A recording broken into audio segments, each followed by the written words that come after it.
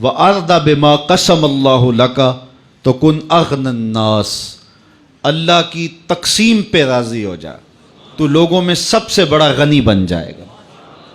جو رب کی تقسیم پہ راضی ہو گیا، اللہ اکبر، وہ دل کا غنی ہے۔ ورنہ کھرب پتی ہونے کے باوجود بھی نفس کی کمینگی ختم نہیں ہوتی۔ قدرت اللہ شہاب نے لکھا ہے کہ میرے پاس ایک اسکول ٹیچر اور اس کی بیوی آئی، ان کی کوئی تھوڑی سی اراضی تھی تو کسی نے ناجائز غالباً اس پہ قبضہ کیا ہوا تھا، تو میرے پاس وہ استغاثہ کرنے آئے، تو خیر میں نے ان کا مسئلہ حل کر دیا۔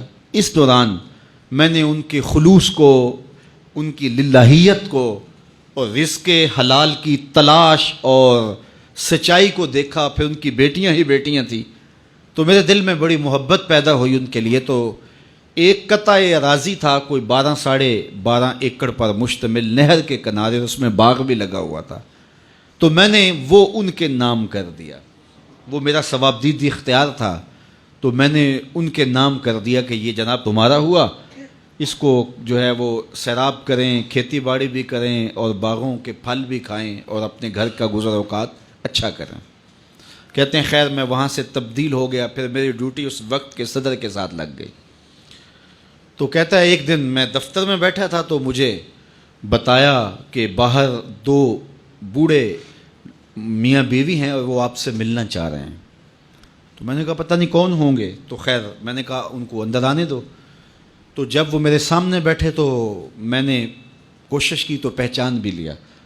تو انہوں نے کاغذات میرے ٹیبل پہ رکھے اور کہا کہ جناب آپ نے آج سے اتنے سال پہلے ہمیں اتنی زمین الاٹ کی تھی، تو اللہ کا شکر ہے ہم نے ساری بچیوں کی شادیاں کر لی ہیں، خود بھی حج کر لیا ہے، اور اتنے پیسے ہمارے پاس جمع ہیں کہ ہم بقیہ زندگی آسودگی سے گزار سکتے ہیں، تو یہ کاغذات ہم واپس کرنے آئے ہیں، یہ کسی اور مجبور کو دے دیں۔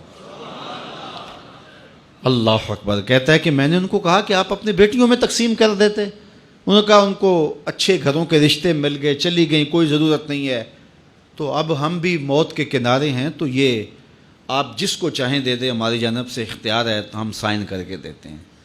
کہتے ہیں میں نے ان کو ضد کی، لیکن انہوں نے کہا نہیں یہ بس ٹھیک ہے، ہماری ضرورت پوری ہو گئی ہے، آپ کی مہربانی کہ اس وقت ہم بڑے ضرورت مند تھے، آپ نے ہماری ضرورت پوری کر دی۔ انہوں نے سائن کر دیے، چلے گئے۔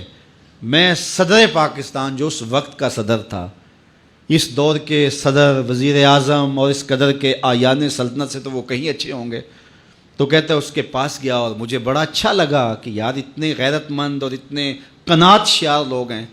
تو میں نے کہا کہ حضرت ایسے ایسے میرے پاس 2 میاں بیوی آئے تھے، اور اس طرح میں نے کسی زمانے میں ان کو ایک قطع عرضی دیا تھا، تو اب وہ سائن کر کے مجھے اختیار دے گئے ہیں کہ جس کے مرضی نام کر دیں۔ میں نے صدر صاحب سے یہ بات شیئر کی، انہیں بتایا کہ خوش ہوں گے کہ میرے ملک میں ایسے لوگ ہیں، تو انہوں نے کہا بہت اچھا، اور ساتھ ہی کہا کہ یہ میرے نام کر دو۔ تو مجھے بتاؤ کہ وہ امیر ہوئے یا وہ امیر ہوا؟ تو امارت کا تعلق دولت سے نہیں ہے، امارت کا تعلق دل سے ہے۔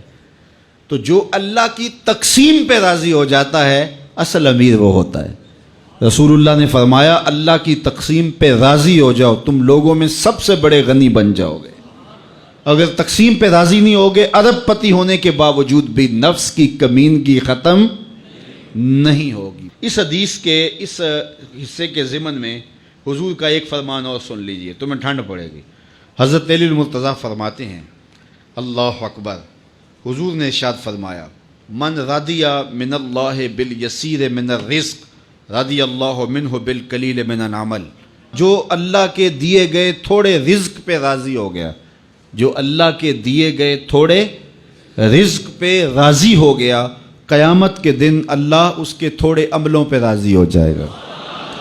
میرے بندے تو بندہ ہو کے راضی ہے، میں تو پھر رب ہوں، جاؤ موج کر۔ تو اللہ پہ راضی ہونے کا مزاج سیکھیں، زندگی بھی سوکھی بن جائے گی، زندگی بھی آسان بن جائے گی۔ ورنہ ساری زندگی جو ہے وہ انسان کی ضرورتیں پوری نہیں ہوتی، اور ساری زندگی شکوے نہیں ختم ہوتے۔